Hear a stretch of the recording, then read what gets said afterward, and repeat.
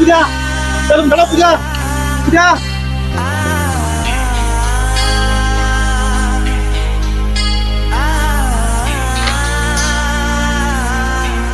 শোনো, তুমি চিন্তা করো না, আমি পরিস্থিতি চাই পরে এই বিয়েটা করছি।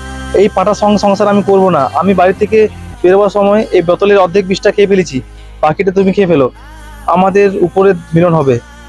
ইতি তোমার ভালোবাসা, পূজা। লাল শাড়ি পরিয়া কন্যা রত আলতা